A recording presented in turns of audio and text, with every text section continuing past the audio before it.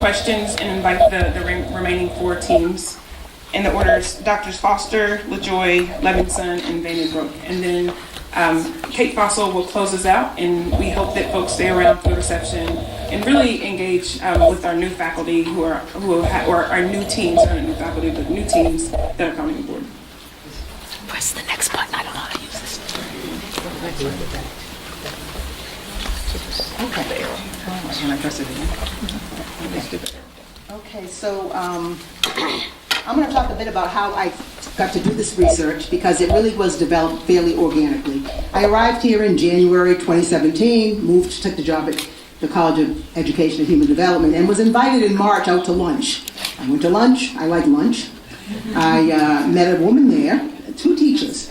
And the teacher and I, who I did not know, we had a long conversation. And at the end of the lunch, we went our separate ways. And I thought to myself, I should have gotten her email address, which I didn't do. And about 2 weeks later, she sent me an email.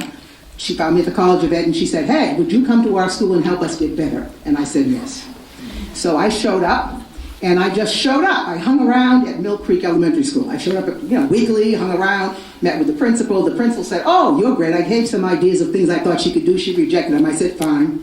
And then she said she started inviting me to there are a series of 20 schools or 22 schools in JCPS that are out of the diversity index, which means they have more African American and Latino children than the district wants to have. So she took me all around town, and I went with her, and I met all these different principals from these schools. Some of the schools Roosevelt Perry's one, Slaughter Range, one that I hung out.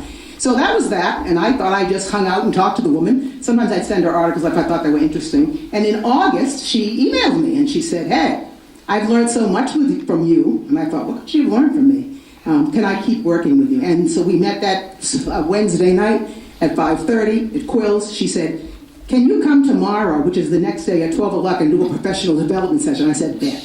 And I went, and I did it. And then after that session, she sent me an email. She said, you sealed the deal. You can come anytime.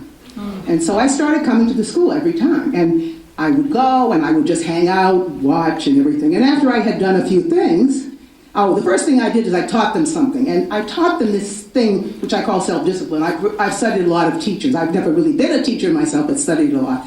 And it was a self-discipline technique to get the kids to be, so that the teachers didn't have to use what I call the whip and chair method, That's how you manage kids that you think are difficult to manage. Because I thought that if the students could manage themselves, the teachers would feel less like prison guards, everybody would be happier. Prison guards don't like their prisoners very much because they have to manage them. And so I did it. A month later, I went to the school, and this self-discipline was on the board. Are you using your self-discipline? And then something happened wonderfully in December.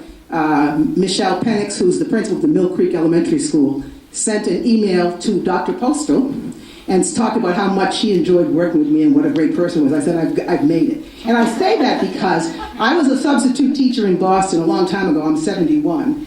And the Harvard University used to come to my place all the time, and I said, hey, I don't ever want these bossy people coming and telling me what to do. And I swore if I ever got in a position, I wouldn't do it. So then what happened is I invited Dr. Washington, who's in the school counseling program in the College of Ed, and I said to the principal, would you like him to come and do some hip-hop counseling? She said, yes, he went. Then I invited Latifa Adine, who is math ed, and she started working with the African-American girls. And that was the work we were doing before we got this grant. I got some money. I invited someone to the school who did a professional development workshop with how to use children's literature to promote engagement and high levels of literacy. So I just want to say a couple of things. We have our people. The other thing I want to point out, at this point, Latifa Aidid is taking another job, so she will not continue with us. She's going to another school. And I also want to point out one more thing, is currently, all of the people in our group, we're still going to hire a graduate student, are African American. And I want you to think about how the school feels about all African American researchers working in the community. And as it turns out, our undergraduate student, Destiny Calloway, was a student at Mill Creek Elementary School. So I say it goes in a circle. So the point I want to make about this work is that although lots of people, myself included, have seen culture as a resource, right, on which to be built, too many schools, including many schools in JCPS, see it as a liability. They do not appreciate the linguistic and cultural resources, which Louis Moll has called funds of knowledge, to work with kids. And so those are, oh, next one. Oh, here is Armand Perry, who is from the School of Social Work, who was invited to participate. Armand, want to come up? In the project. So again, we have not we've started, but we haven't started.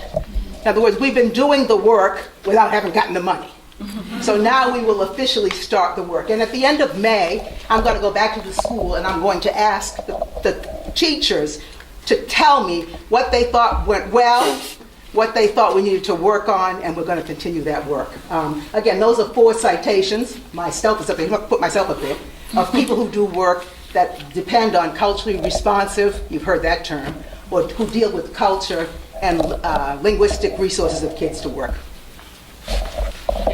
I just think briefly, much like Dr. Palmer said, I think that more than anything else, our project is about moving away from deficit framing around these children in their schools and their communities and transitioning to an asset framing where we see them and utilize them as strengths and people who can have agency and be able to create their own change.